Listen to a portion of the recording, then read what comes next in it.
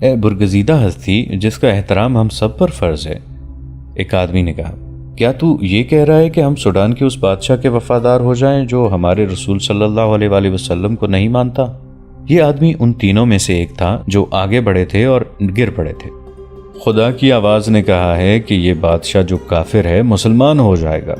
عمرو درویش نے جھومتی ہوئی اثر انگیز آواز میں کہا، وہ مسلمانوں کی راہ دیکھ رہا ہے، اس کی فوج کافروں کی ہے، اس لیے وہ خدا اور رسول صلی اللہ علیہ وآلہ وسلم کا نام نہیں لیتا۔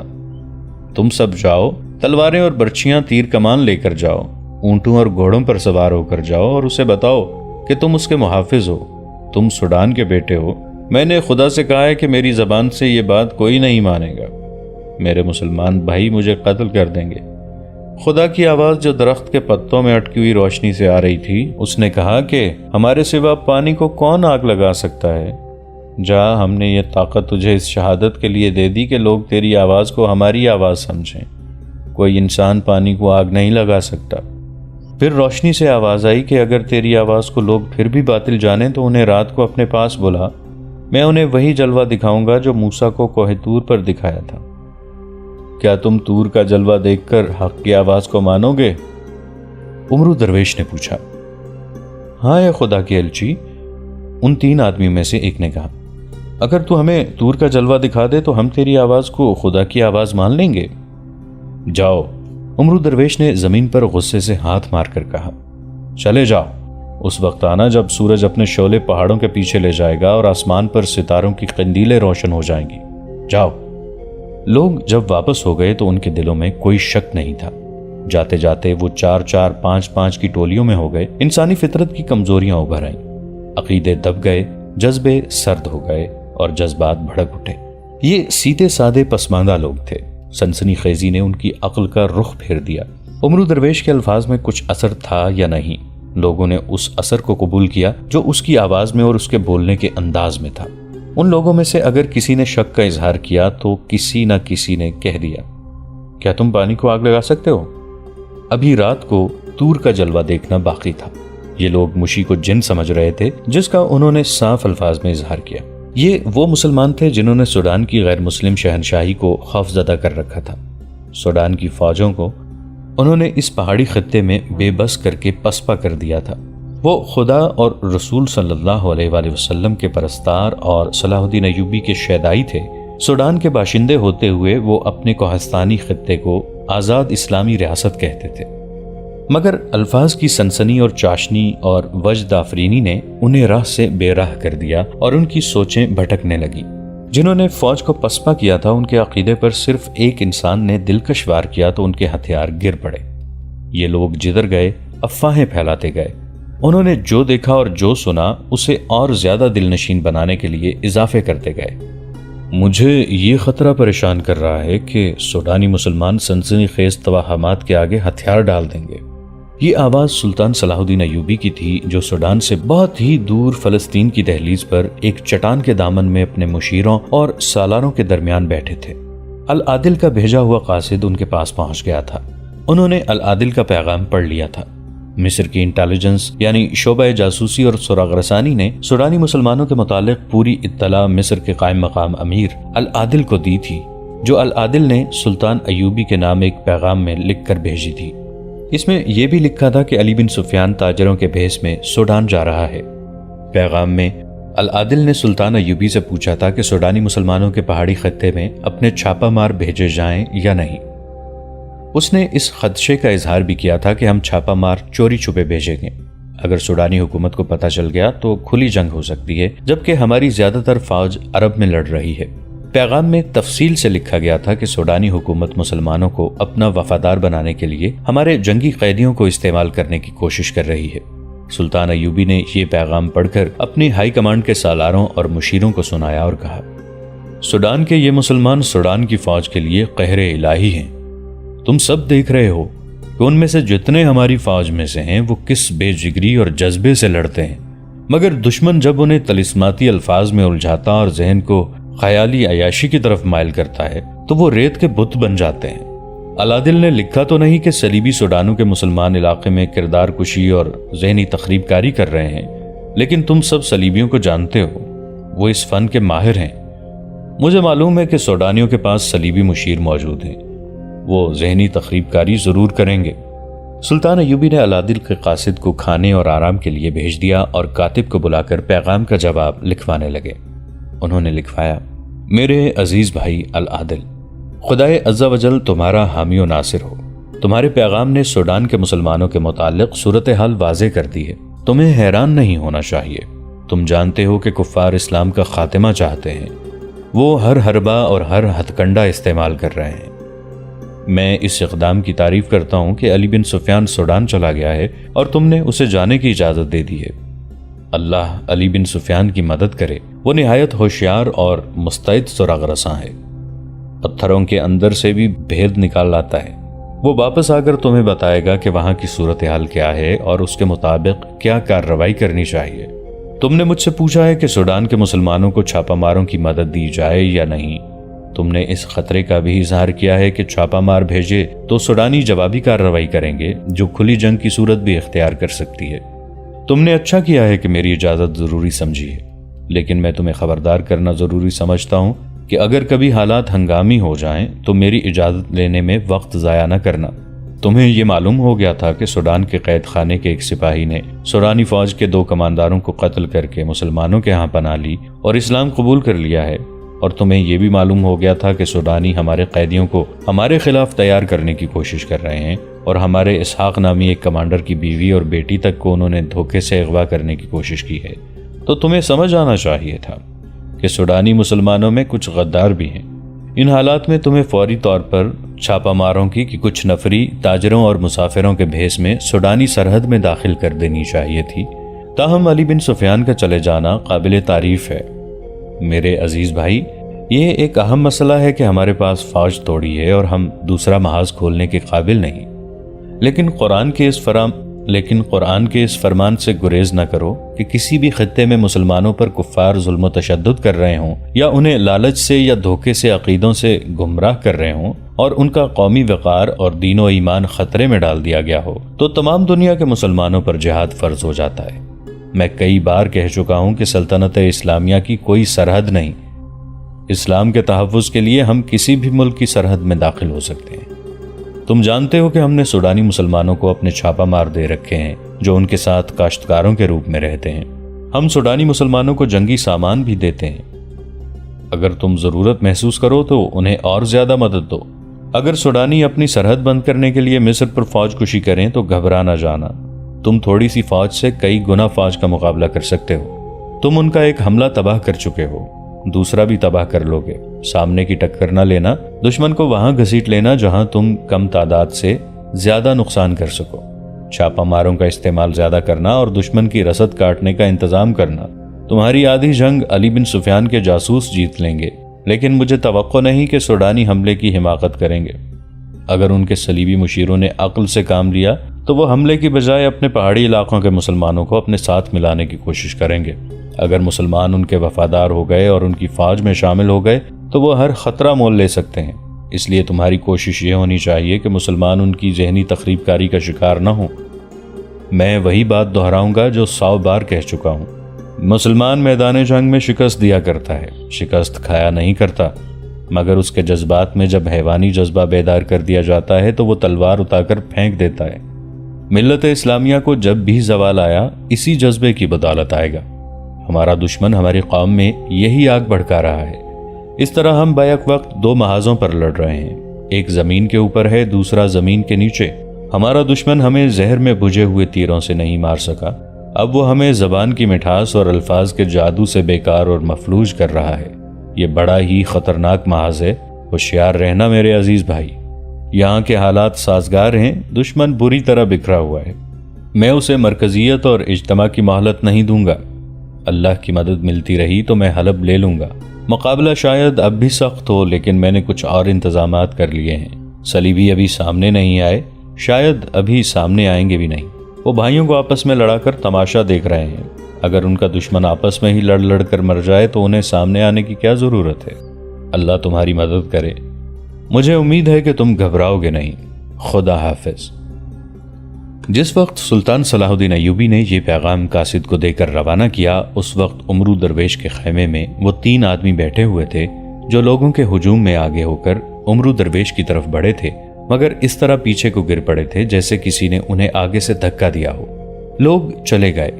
उमरू दरवेश बाहर से उठकर खैमे के अंदर चला गया था और ये 3 आदमी कुछ दूर तक लोगों के साथ गए और उनकी नजर बचाकर एक एक करके वापस आए और उमरू दरवेश के खैमे में चले गए थे। ये उसी के गिरोह के आदमी थे और वो इसी इलाके के मुसलमान थे। सूडानी हुकूमत से उन्हें बहुत इनाम मिलता था। मेरा ख्याल था कि कपड़ा नहीं जलेगा, उमरू दरवेश ने कहा। उसके नीचे आतिशगीर सयाल कम रखा गया और ऊपर से पानी ज्यादा उंडेल दिया गया था।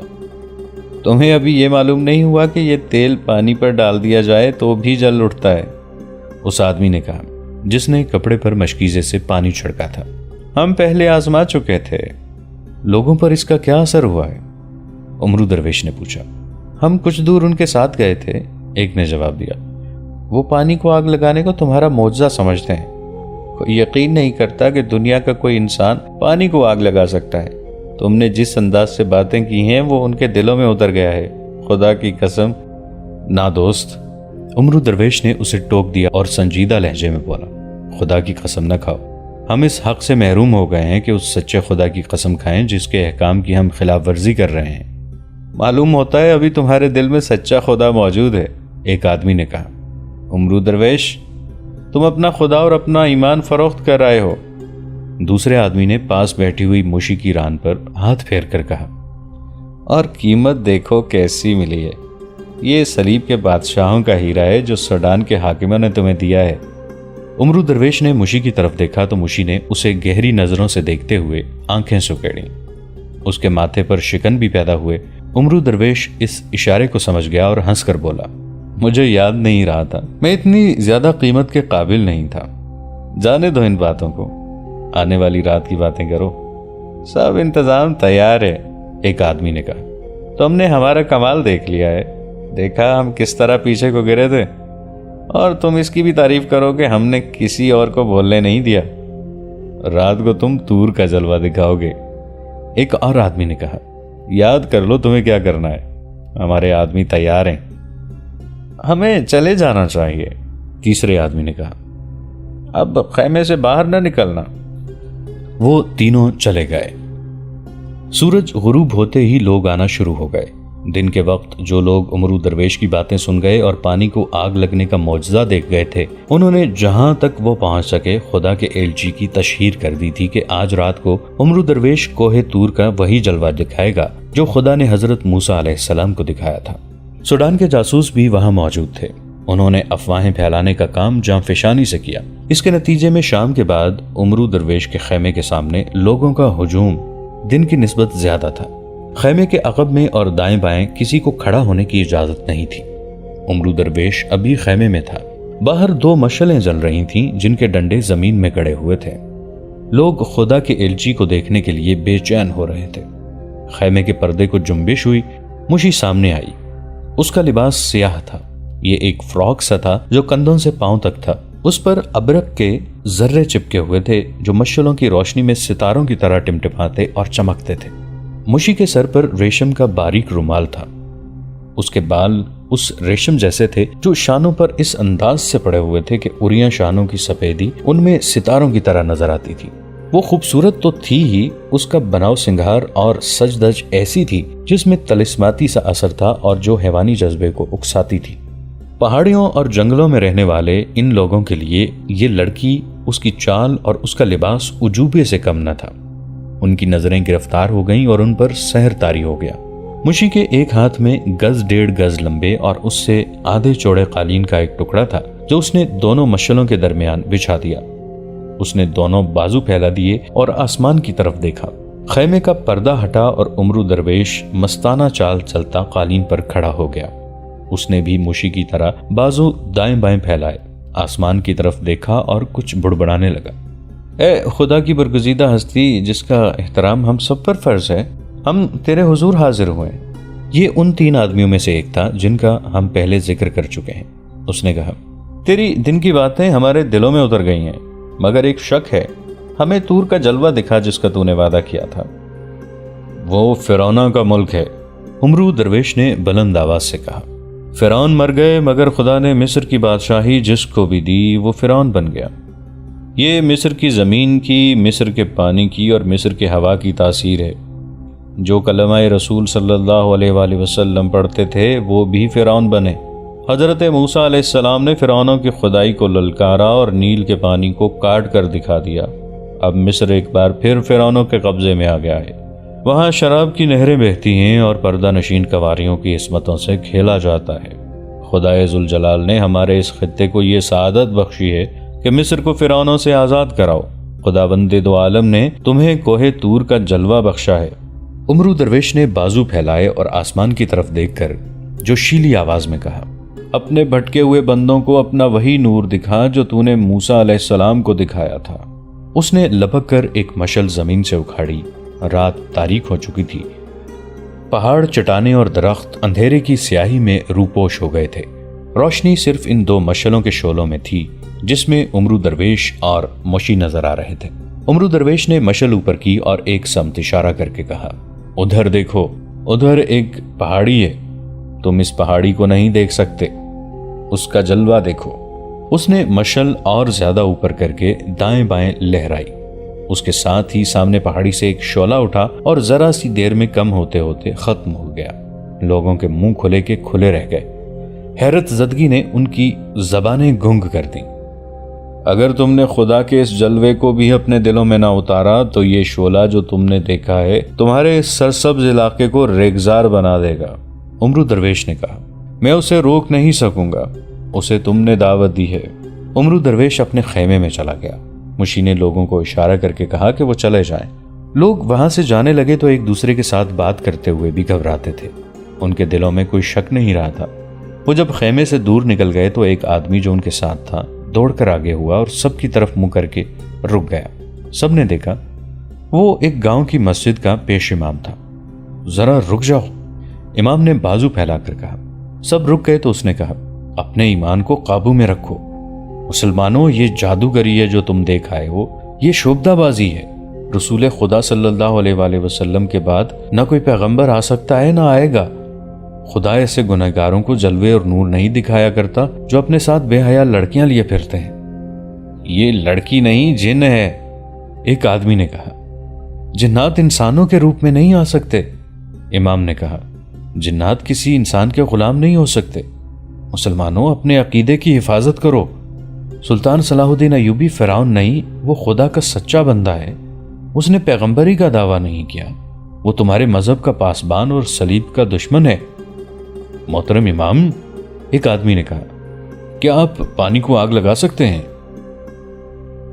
اس کی نہ سنو، ایک اور نے کہا، یہ اپنی امامت قائم رکھنا چاہتا ہے۔ ہم نے جو دیکھا ہے وہ آپ دکھا دیں، ایک اور نے کہا، پھر ہم آپ کی اطاعت قبول کر لیں گے۔ میرے ساتھ اس پہاڑی پر چلو جہاں سے شعلہ اٹھا تھا، امام نے کہا۔ میں تمہیں دکھا دوں گا کہ یہ شعبدہ ہے۔ اگر میں غلط ہوا تو مجھے اسی جگہ قتل کر دینا جہاں شعلہ بڑکا تھا۔ نہ، ہم خدا کے کاموں میں دخل دینے کی جرت نہیں کریں گے، ایک آدمی نے کہا۔ دو تین آدمی بیک وقت بول پڑے۔ وہ بھی امام کے خلاف بول رہے تھے۔ انہوں نے لوگوں کو ایسا اشتعال دلایا کہ سب چل پڑے اور امام کو دھکے دیتے آگے چلے گئے۔ امام اکیلا کھڑا رہا۔ کچھ دیر وہاں کھڑے رہ کر امام اس پہاڑی کی طرف چل پڑا جس پر شعلہ اٹھا تھا۔ وہ بہت ہی تیز چلا جا رہا تھا۔ ایک پتھریلے ویرانے سے گزر کر چٹان کے دامن میں پہنچا تو دو آدمی اس سے کچھ دور پیچھے چلے جا رہے تھے۔ امام چٹان کے ساتھ ساتھ چلا جا رہا تھا۔ پیچھے جانے والے دونوں آدمی اور تیز ہو گئے۔ ان کے قدموں کی آہٹیں سن کر امام رک گیا۔ وہ دونوں اس کے قریب جا رکے۔ ان کے چہرے کپڑوں میں چھپے ہوئے تھے۔ امام نے ان سے پوچھا کہ وہ کون ہیں۔ انہوں نے کوئی جواب نہ دیا۔ ان میں سے ایک امام کے پیچھے چلا گیا۔ امام اس کی طرف مڑا تو دوسرے نے امام کی گردن کے گرد اپنا بازو لپیٹ لیا۔ امام نے کمر بند سے خنجر نکالا مگر اس کا خنجر والا ہاتھ ایک آدمی کے ہاتھ کے شکنجے میں آ گیا۔ اس کی گردن دوسرے آدمی کے بازو کے شکنجے میں تھی جو اتنا تنگ اور سخت ہو گیا تھا کہ اس کا سانس رک رہا تھا۔ اس نے آزاد ہونے کی آخری کوشش کی۔ وہ پوری طاقت سے اچھلا، دونوں پاؤں جوڑ کر سامنے والے کے پیٹ میں مارے۔ دوستو، آج کے لیے اتنا ہی۔